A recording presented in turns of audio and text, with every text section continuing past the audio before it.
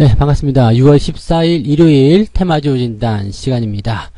특징적인 종목들 어떻게 움직일 것인지 관심 있는 종목들에 대한 진단해드리는 시간이죠. 오늘은 거래량이 좀 많이 늘어난 종목, 부강약품하고 신풍제약.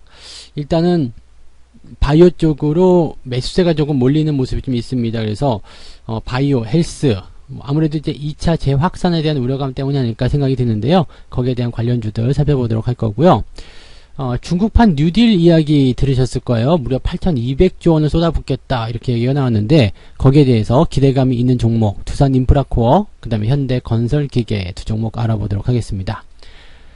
개인 투자자들은 어떤 종목을 많이 검색을 했을까, 어떤 종목을 많이 궁금해했을까, 그 부분들 살펴보니까 상위권에 삼성전자 부동의 1위입니다. 그리고 셀트리온 상위권에 올라가 있어서 두 종목 준비했습니다. 그래서 오늘 이렇게 총 6종목 진단을 해드릴 거고요. 일단 시장 상황 잠깐만 보고 넘어가도록 하죠. 시장은 미국발 분위기는 그렇게 썩 나쁘지 않다라고 되어 있죠. 주가가 많이 하락한 이후에 반등이 나가는 흐름이기 때문에 여기에 대해서 이제 뭐 크게 걱정하실 필요는 없다. 이렇게 이야기가 일단은 일단락되고 있는 것 같습니다. 하지만 급락 이후에 회복이 완벽하게 이루어지지 않았기 때문에 여기에 대한 부담감은 여전히 남아 있습니다. 아직까지는 시장에 대한 관점들을 바닥이다, 올라간다, 뭐 이렇게 생각하실 것보다는 단기적 조정 어떻게든 맞아야지 되는 부분이기 때문에 이 단기적 조정 국면이 끝나는 그 시점까지는 조금 더 신중한 투자가 필요하지 않을까 생각됩니다. 참고하시기 바라고요. 자, 그러면 종목 진단을 들어가서 이야기를 해보도록 하죠. 첫 번째 종목은 중국판 뉴딜부터 좀 알아보도록 하겠습니다. 두산인프라코어 볼게요. 네. 두산인프라 사실 그동안 속을 많이 썩였던 종목 중에 하나입니다. 근데 최근 들어서면서 이제 반등이 좀 나가고 있죠. 이 종목 잘 보시면 2018년도부터 계속 주가가 하락하고 있는 것을 확인하실 수가 있고요. 이 종목도 잘 나가던 때가 있었어요. 네, 과거의 시점이긴 합니다만 과거에 잘 나가던 시기가 있었고 또 잠깐 반등을 했었던 그 시기가 있었죠. 경기가 회복되는 그런 과정 속에서 잠깐 반등이 좀 나가는 모습이 있었고요. 2000년대 초반엔 중국 쪽에서의 경기 발전이 빠르게 일어나면서 북경올림픽 전까지 주가가 굉장히 강하게 올라오는 모습이 있었습니다. 자, 이런 모습들을 좀 보게 되면 중국 경기와 분명히 두산인프라코어는 관련이 있다 이렇게 볼 수가 있죠. 사실 두산인프라코어는 그 굴삭기, 포크레인이죠. 네, 이쪽을 만들어서 판매하는 회사인데 중국 쪽과 이제 많은 거래 관계가 있다 보니까 수혜주로 많이들 판단들을 하고 있습니다. 실질적으로 이제 2016년과 2017년도 요때는요, 중국에서 그 1대1로 아시죠? 시진핑이 정권을 잡게 되면서 1대1로 정책들을 본격적으로 쓰게 됩니다. 그리고 나서, 이 굴삭기에 대한 수요가 많이 증가할 것이다. 왜냐면 1대1로가 새로운 실크로드잖아요. 육로로 가는 실크로드. 왜냐면 바다 쪽을 미국이 장악을 했기 때문에 중국이 육로를 통해서 유럽과 거래를 트고 무언가 새로운 어떤 경제적 도약을 하겠다. 이게 1대1로 정책입니다. 그러면서 뭐 엄청나게 많은 그런 그 국토 개발 계획을 세웠죠. 거기서 당연히 이 굴삭기의 수요가 많이 늘어날 것이다 라고 예상이 되고 있고 굴삭기의 수명이 보통 10년 정도로 잡고 있어요. 그래서 10년마다 교체가 되는 그런 부분들이 있는데 이런 이벤트를 통해서 계속해서 수요가 창출될 것이다. 그런 기대감이 일단 초반에는 모였었습니다. 그런데 이게 지금 보시면 2010년도에 주가가 좀 강하게 상승하다가 2017년도에 좀 밋밋하죠. 2017년도에는 주가가 굉장히 많이 올라가기도 했었고 경기가 굉장히 좋았었던 시기이기도 합니다. 그런데 왜 그랬을까라고 봤더니 사실 굴삭기 같은 부분들은요. 중국 쪽에서 수요가 많이 필요하긴 합니다만은 외국 기업들을 좀 배제하는 그런 중국의 특성이 있었잖아요. 그래서 그 3일중공업이라고 있습니다. 중국에 보면 3일중공업이라고 굴삭기 1등 회사가 있는데요. 이 종목의 차트를 한번 보시면은요. 이 주가가 굉장히 강하게 지금 계속 상승하고 있는 것을 확인하실 수 있습니다. 2016년도부터 계속 올라가고 있죠. 이게 왜 그러냐면 이쪽으로 몰리는 거예요. 즉 중국 기업이 자국 내 기업들에게 더 많은 수혜를 주는 그런 모양새로 가고 있기 때문에 3일중공업에 대한 주가 추이가 굉장히 라고 볼 수 있을 정도죠. 사실 이 3일중공업 같은 경우는 제가 2015년도 말 2016년도 초반에 이데일리 TV에서 그 후광통 방송을 하면서 추천을 드렸던 종목 중에 하나이기도 합니다. 왜냐면 이 중국의 특성을 조금만 알고 있으면 중국 기업들이 받아야 되는 그런 수혜 그런 것들을 우리가 알 수가 있죠. 그러니까 지금 보시면 뭐 전기 전기차 관련해서도 2차 전지 관련해서 삼성 SDI나 뭐 LG화학 이런 종목들이 중국에서 수혜를 받을 것이다 얘기하고 있지만 지금 중국 쪽에 보면 BYD라는 기업이 있죠. 이 BYD라는 기업이 보시면 오히려 더 큰 수혜를 받고 있는 그런 모습이기도 합니다. 주가 상승이 엄청나죠. 그러니까 이런 모양새들이 지금 중국 쪽으로 더 집중이 되고 있다는 것을 좀 확인하시면 됩니다. 그래서 중국 쪽과 관련된 정책적인 부분을 볼 때는 당장엔 기대감이 있지만 실질적으로는 중국은 제 입장에서는 손절을 해야 되는 그런 국가다라고 말씀을 좀 드릴 수가 있는 겁니다. 그래서 뭐 안타깝지만 일단 그런 것이 현실이 아니겠는가 생각이 되고요. 중국도 자국 내 이익을 위해서 움직이는 국가이기 때문에 네, 그렇게밖에 볼 수가 없지 않을까 생각이 됩니다. 자, 어쨌건 그 이후에 2018년도부터 주가가 이제 하락세를 좀 보였는데요. 이것은 이제 중국과 미국의 무역 분쟁으로 인해서 경기가 안 좋아질 것이다. 당연히 중국과 연관관계가 있는 것들은 더 주가가 많이 하락하겠죠. 그 이후에 이제 주가가 반등하게 되면서 중국의 경기 부양이라든지 또 최근에 나타난 이제 개발 계획 이런 것들이 중국판 뉴딜로 떠오르게 되면서 주가 상승을 좀 만들어내고 있는 모습입니다. 단기적인 수혜는 좀 있을 수 있어요. 워낙에 수요가 굉장히 크게 늘어날 거 생각되고 있기 때문에 일단 자국 내 기업에게 수혜를 많이 준다고 하더라도 그 넘치는 수요를 다른 국가의 기업들이 같이 나눠 먹을 수밖에 없는 구조가 될 겁니다. 그래서 두산인프라코어는 그 부분에서 본다면 굉장히 좋은 어떤 기회가 될 것이라고 생각이 될 수 있겠죠. 실적 같은 부분들도 서서히 개선될 것이다 이렇게 예상이 되고 있고요. 추세적인 부분도 나쁘지 않을 것 같습니다. 그룹 상황도 그렇게 나빠지지 않고 있죠. 지금은 뭐 재무구조의 어떤 안정화를 위해서 매각이라든지 이런 부분들을 추진하고 있는 모습도 있기 때문에 현재 상태로 본다라면 두산인프라코어는 일단 상승에 대한 포인트들을 조금 만들 수 있는 그런 과정들을 밟아가고 있다 보시면 되겠습니다. 일단은 차트상에서 보시면 추세가 전환이 되는 모습이 또 나타납니다. 그래서 추세를 이제 상승세로 전환시켜 나가면서 그 과정에서 약간씩의 조정이 조금은 필요한 구간입니다. 왜냐하면 단기적인 고점 구간대, 즉 단기 과매수 국면에 들어가게 되면서 단기 조정들이 조금씩 나오는 모습이거든요. 근데 여전히 이제 추세는 우상향 추세를 가지고 있고 추세를 바꾼 지 얼마 되지 않았단 말이에요. 그러니까 충분하게 조정을 받게 된다라면 다시 상승할 수 있는 그런 배경이 만들어질 것이다 생각하시면 되겠습니다. 현재 두산인프라코어에 대한 부분들은 조정이 뭐 단기적 조정으로 들어왔지만 거의 다 맞았다고 볼 수 있겠죠. 지지선은 5,500원 정도. 추가적인 하락은 나타날 수 있겠지만 그 부분은 크게 위협적이지는 않을 것이다 라고 생각되고 있습니다. 가지고 계신 분들은 홀딩 전략 그대로 유지하셔도 좋을 것 같고요. 만약에 시장 상황이 좋지 않아서 주가가 조금 더 밀린다 그러면 5,500원 구간대에서는 매수도 나쁘지 않다 이렇게 말씀드릴 수 있겠네요. 그래서 두산인프라코어 뭐 중국에 대한 큰 기대를 하긴 좀 어렵겠습니다만 초기 시점에서의 수혜 예상할 수 있기 때문에 홀딩과 그 다음에 5,500원 근처의 신규 매수 나쁘지 않다 이야기를 해드렸습니다. 자, 또 하나의 수혜주가 있죠. 현대건설기계. 현대건설기계 같은 경우는요 뭐 상황도 비슷합니다. 지금 보시면은 2018년도부터 계속 주가가 하락세를 보였었던 그 과정이었고 그 흐름에서 이제 추세를 전환시키는 그런 모양새로 가고 있기 때문에 비슷하죠. 그리고 두산인프라코어보다도 조금 더 건강하게 빠른 추세입니다. 그래서 이 종목도 약간의 이제 과매수 국면에서 살짝씩 들어오는 모습이 좀 있었지만 지지선대가 2만원대 아주 강하게 형성됩니다. 그러면 2만원 수준에서는 신규 매수 나쁘지 않습니다. 그리고 추세가 돌아가는 과정들이 조금 더 지켜보긴 해야 되겠습니다만 추가적인 상승들을 더 만들어낼 수 있는 포인트가 있다. 이렇게 보셔도 되겠죠. 그래서 사실 현대건설기계 같은 경우는 신규 상장 이후에 계속적으로 주가가 하락하는 모습도 보였어. 뭐 이런 부분들에선 뭐 부담스럽다라고 할 수 있겠습니다만 잘 보세요. 주가가 하락하는 과정 속에서 외국인들의 매수가 계속 들어왔습니다. 이건 뭐냐면 주가 하락과 매수가 들어오는 다이버전스의 모습으로 해석할 수가 있거든요. 이건 뭐냐면 하락세에서 매수가 계속 들어오는 것은 뭐예요? 매집으로 볼 수가 있겠죠. 그리고 주가의 흐름 자체를요, 이제 평단가가 계속 낮춰지는 형태의 모습 가고 있기 때문에 지금 현재 시점에서의 평단가를 그냥 대충 한번 계산해 본다라면 여기 네, 한 3만원 조금 아래쪽 그 즈음에서 이제 평단가가 형성되었을 것이다. 이렇게 예상이 될 수가 있겠습니다. 자, 그렇게 된다라면 주가가 이제 어느 정도 반등하는 시점에서 이제 매수가 근처까지 올라갔을 때 차익 실현의 욕구도 조금 필요하기도 하겠고요.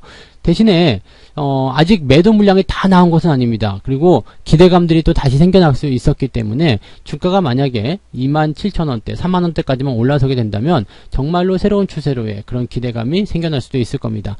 현재는 추세 전환의 초입 국면이기 때문에 눈에 띄지 않을 거예요. 실적 투석 좋지 않고요. 그렇지만 점점점 개선이 될 수 있다라면 그 기대감은 굉장히 크게 작용될 것이다 생각됩니다. 현재 시점에서는 매도는 큰 의미가 없습니다. 매도를 해야 될 이유는 없고요. 그냥 홀딩 하시면 되겠습니다. 그리고 신규 매수 같은 경우는 뭐 공격적으로 들어가셔야 될 이유가 없습니다. 왜냐하면 위쪽에 저항대가 있기 때문에 지금 두산인프라코어하고는 조금 다른 양상이거든요. 그래서 27,000원대에서 3만원대까지 넘어가는 모습이 확인이 된다면 그때는 매수 접근도 나쁘지 않습니다만 지금 2만원대 지지선대 확보가 됐다. 그리고 돌아선다. 그렇게 하더라도 매수를 공격적으로 들어가긴 좀 어렵습니다. 매수를 꼭 하고자 하신다면 2만원 근처 지점으로 잡아서 소량만 일단 1차 접근 하시겠다 이 생각으로 들어가시면 되겠고요. 그 외적인 부분에서는 공격적인 매수보다는 조금 관망하시는 게 유리하지 않을까 생각합니다. 그래서 일단 지금 시점에서는 가지고 계신 분들의 홀딩 전략만 말씀을 드릴 수가 있겠습니다. 자, 그 다음에는 인기 검색 종목들 알아보도록 하겠습니다. 삼성전자 봐야 되겠죠? 삼성전자는 이미 뭐 예고를 많이 해드렸던 것 같아요. 자, 이제 우리가 주목을 해야 되는 부분들은 이렇습니다. 단기적 상승이 일어났을 때 이 종목에 대한 현재 관점이 좀 부담스러우냐 아니냐 그 부분들을 우리가 좀 봐야 되는데 심리지표 중에서 우리가 RSI 지표를 좀 많이 사용하잖아요. 그 부분들을 보시면 이제 70 이상이 넘어가면서 과매수 라는 국면이 나타나게 됩니다. 이 과매수 국면이라는 것은 시장에서도 나타나게 되고 또 종목에서도 나타나게 되는데 과매수가 일단 만들어지게 되면 어떤 방법으로든지 간에 횡보가 됐든 뭐가 됐든지 간에 이 과매수를 해소하기 위한 그런 움직임들이 조만간 나타나게 됩니다. 그래서 제가 지난주 그 정도 됐던 것 같아요. 약간의 차익 실현 뭐 이런 거 필요하지 않을까 생각을 해봅니다. 그래서 단기적으로 차익 실현이 좀 필요하다라는 말씀 좀 드렸었던 것 같고요. 장기적 관점에서는 어차피 들어왔다가 또 다시 나가게 될 것이다. 왜냐면 삼성전자에 대한 관점은 하반기부터 계속 좋아질 것이다 라고 분석이 되고 있거든요. 그러면 물러나야 될 이유가 없죠. 장기로 보시는 분들 또는 적립식으로 나눠서 매수하시는 분들은 내려가면 오히려 매수 기회잖아요. 그러면 그럴 때 콱 잡아가지고 더 비중을 늘린다거나 그런 식으로 가셔도 괜찮습니다. 그래서 조정은 어쩔 수 없이 피할 수 없는 구간입니다. 그래서 이 구간을 어떤 식으로 받아들이냐는 내가 단기로 보고 있느냐 장기로 보고 있느냐에 대한 관점에서 갈라지게 된다 보시면 되겠습니다. 뭐 보통 삼성전자를 단타를 치겠다라고 생각하고 들어오시는 분들은 없으리라 생각은 하는데 그래도 혹시 모르잖아요. 단기적으로 대응하시는 분들 일단 5만원에서 6만원 근처까지 올라갔다면 15% 20% 가까이 수익이 나왔을 텐데 그 정도도 지키고 싶은 분들이 분명히 있으리라 생각을 해봅니다. 그렇다면 그 시점에서는 단기적 차익 실현이 좋았는데 자 그러면 지금 조정이 일단 나왔어요. 조정이 나오면 이때 어떻게 해야 될까? 지금은 매도가 늦었죠. 지금은 매도하시면 안 돼요. 지금 매도보다도 오히려 돌아서는 자리를 기다렸다가 추가 매수를 한다거나 그런 식으로 접근을 하셔야 되는 거죠. 그래서 지금은 이제 장기 투자자들의 어떤 관점들이 될 거예요. 그래서 저점에서 모아가는 전략들이 좀 필요하지 않을까 생각되고요. 다음 주 이번 주가 되는 거죠. 이번 주의 상황들 좀 지켜보고 흐름들을 좀 확인해 보시면 좋을 것 같은데 이게 만약에 5일과 21선의 데드크로스가 나온다 이렇게 되면 조금 부담스럽습니다. 조정이 좀 길어질 수가 있거든요. 그래서 그런 타이밍에서는 일단은 매수를 좀 뒤로 미루고 좀 지켜보는 전략이 좋습니다. 그리고 데드크로스가 나오면 그 부분을 해소하는 시점부터는 굉장히 강한 상승이 나타나게 되거든요. 이렇게 데드가 나온 이후에 상황이 다시 돌아서게 되면서 우상향을 보이게 되는 바로 그런 시점, 즉 데드가 골드로 바뀌는 그런 시점이 됐을 때는 여러분들이 적극적으로 매수하셔도 됩니다. 그러니까 매수는 조금 기다렸다가 대응을 해보시면 좋을 것 같고요. 가지고 계신 분들은 이미 주가가 내려와 버렸기 때문에 여기서는 매도가 의미가 없습니다. 매도하지 마시고 홀딩을 유지하시고 가급적이면 삼성전자는 장기적 전략으로 꾹 데리고 가시는 것이 더 유리하지 않을까 생각을 해봅니다. 참고하시면 좋겠네요. 자, 셀트리온 보겠습니다. 신고가 흐름, 아주 기가 막힌 모습입니다. 이 종목에 대한 관점은요, 지난번에 언급을 이미 해드렸습니다. 그래서 이게 삼성전자와 비교를 같이 해드리면서 해드렸죠. 이게 추세가 바뀌는 자리, 이 자리를 우리가 꼭 주목하라고 말씀드렸어요. 실질적으로 이제, 매수에 대한 의견도 많이 나갔고요. 홀딩이라도 해라. 이제는 매도할 자리가 아니다라는 의견들 많이 들었을 겁니다. 지금은 뭐 대단히 많이 올라가는 모습이고요. 최근에 외국인들의 매수 유입도 꾸준하게 들어오고 있는 과정들이기 때문에 긍정적이다라고 밖에 표현할 수밖에 없습니다. 다만 이제 과매수 국면 들어가면서 주가의 어떤 상승률이 계속 좀 부담이 되는 상황이 좀 벌어지고 있는데, 자, 이렇게 단기적 급등세를 보일 때는요, 우리가 기준선은 다른 거 볼 필요 없습니다. 뭐 과매수 뭐 이런 거 다 필요 없고요. 딱 한 가지만 보세요. 바로 5일 이동 평균선입니다. 이격이 많이 벌어진 상태에서 이렇게 단기적 급등을 하게 되고 뭔가 과매수, 즉 단기적으로 많이 올랐다라는 신호가 계속적으로 들어오게 된다면 이제부터 우리가 봐야 되는 것은 5일 이동평균선이다. 이렇게만 생각하시면 되고요. 5일 이동평균선이라는 것은 최근 5일 동안 매수한 사람들의 평균 가격이에요. 그러면 최근에 매수한 사람들은 물린 게 없기 때문에 계속해서 매수 유입을 종용시킬 거란 말이죠. 그래서 이게 강한 흐름이 들어오게 되면 더 올라가는 상황이 벌어지게 됩니다. 그리고 5일 이동평균선 위쪽에 주가가 위치해 있는 동안에는요, 계속해서 매수세가 더 강하다라고 보시면 되겠습니다. 어떠한 이유를 통해서 주가가 만약에 5일선 아래로 내려오기 시작한다면 이제 사람들은 생각하죠. 굉장히 좋을 줄 알았는데 내려오고 있네. 그렇다면 빨리 손절해야 되겠다. 아니면 이제 이 어느 정도 먹어놓은 그 수익만큼은 지켜야 되겠다. 이 생각을 통해서 매도가 나오게 됩니다. 그래서 5일 이동평균선이 깨지는 그 시점부터는 심리적 부담감이 확 커지기 때문에 아래쪽 이격을 메꾸고자 하는 그런 부담감이 생기게 될 겁니다. 그래서 주가는 아래쪽으로 조정을 받게 되죠. 그러면 이 종목은 어떻게 하면 좋을까요? 지금 현재 5일 이동평균선 위쪽에서 계속 움직이고 있기 때문에 그대로 홀딩하시면 됩니다. 그리고요, 매도 포인트는 언제요? 종가 기준 5일 이동평균선을 이탈할 때 라고 보시면 되는데, 보통은 이제 거래량이 많이 늘거나 음봉이 커진다거나 이런 상황, 또는 윗꼬리가 길게 내려온다거나, 지금은 우상향이 계속 진행되고 있는데 이게 뭔가 어느 날 안 하던 짓거리를 하기 시작했다. 네, 그러면은 그럴 때는 의심을 해봐야 된다는 얘기죠. 그래서 계속 일관적으로 똑같을 때는 그냥 그대로 유지하세요. 기분 좋은 데다가 거기다가 갑자기 찬물 끼얹을 필요 없거든요. 근데 뭔가 얘가 갑자기 핀트가 나간 것 같아. 그러면은 그때부터 조심해야 된다는 거 잊지 마시기 바랍니다. 이유는 필요 없어요. 네, 이유는 필요 없어요. 우리 연애할 때 네, 여자친구가 갑자기 딱 그 뭔가 기분이 이상해졌어. 분위기가 이상해졌어. 그러면은 거기다 대가 이유를 찾지 마세요. 왜 그러는데 물어보면 돌아오는 것은 네, 우다다다 네, 옛날 내가 잘못한 얘기까지 다 끄집어내기 때문에 절대적으로 그럴 때는 조심하시고 그냥 네, 묵묵히 네, 기다려주는, 네, 왠지 경험담 같네. 네,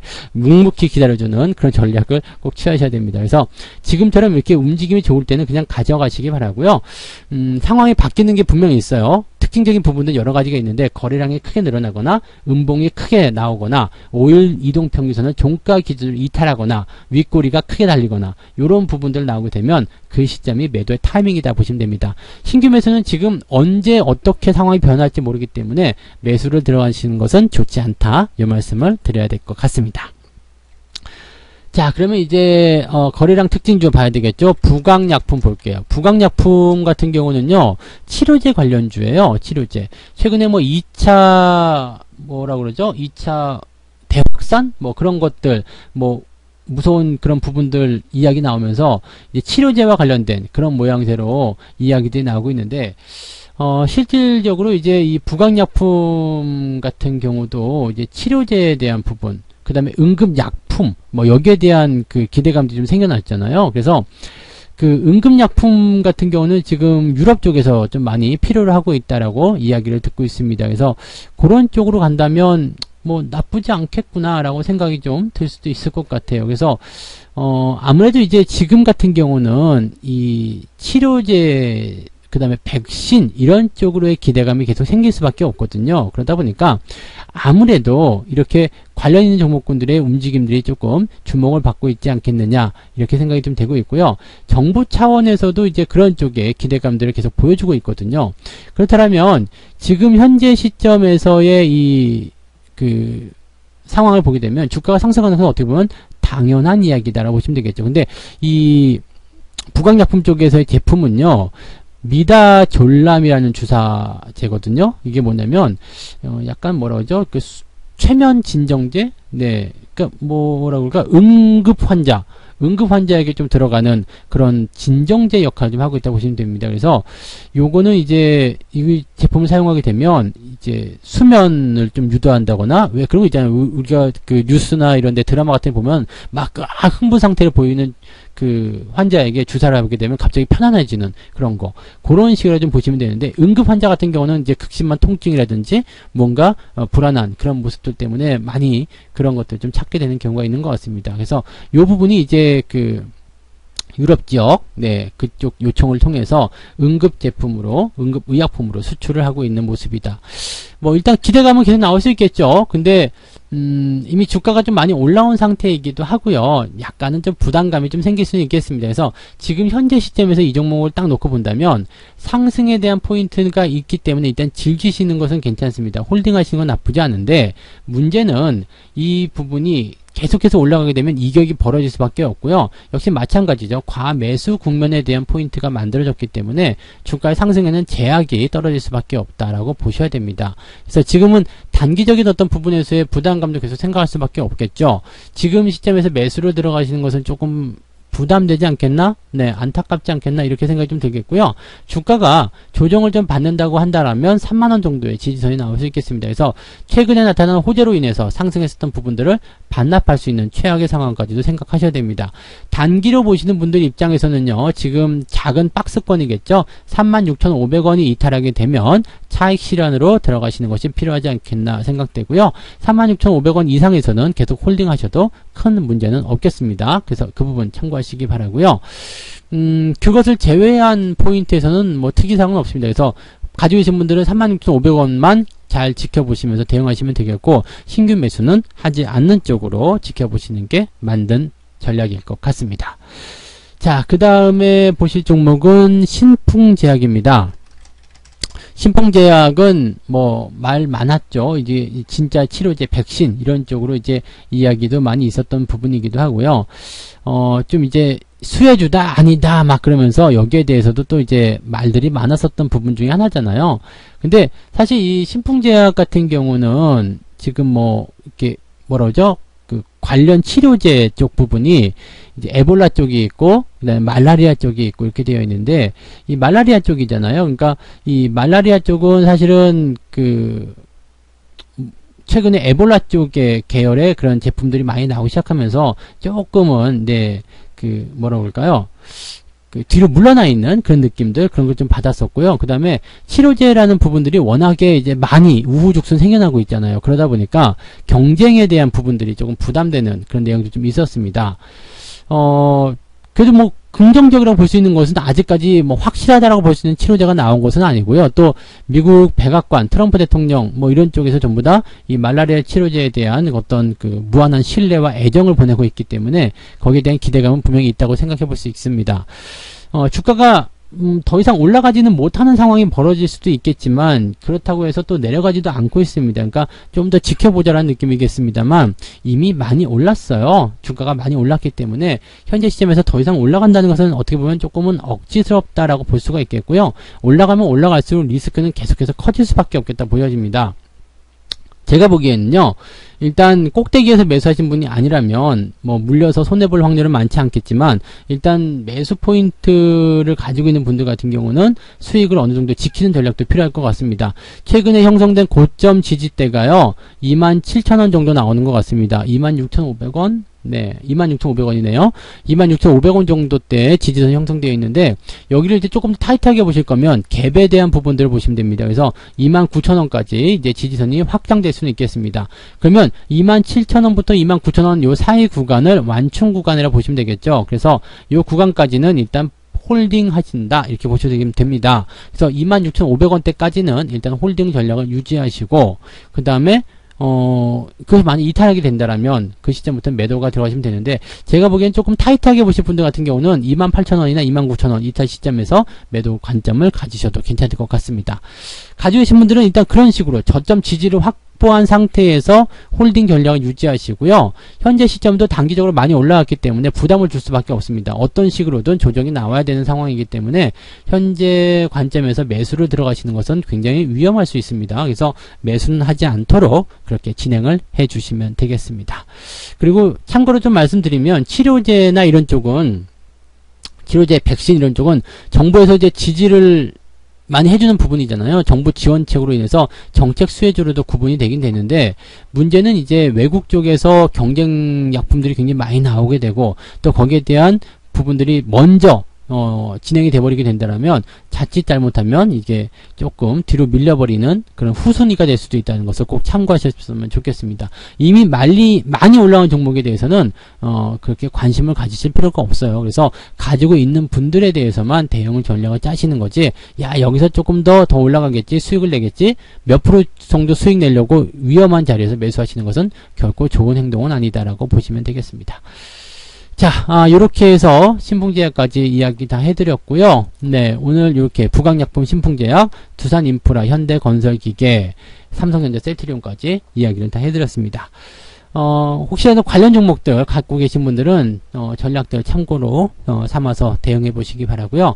내가 관련 종목이 내가 가지고 있는 종목에 대한 진단이 안 나왔다고 하더라도요, 차트 상황은 다들 비슷할 겁니다. 심리 상황도 비슷할 거고 해서 이런 것들을 잘 버무려 가지고 여러분들이 가지고 있는 종목들에 대입을 시켜서 한번 노려보시는 것도 좋을 것 같다 생각됩니다. 자, 남은 휴일 편안하게 잘 즐기시기 바라고요. 저는 다음 시간에 다시 오도록 하겠습니다. 고맙습니다. 본 방송에서 제공되는 모든 정보는 투자 판단의 참고 자료이며 투자의 최종 책임은 본 방송을 이용하는 본인에게 있습니다.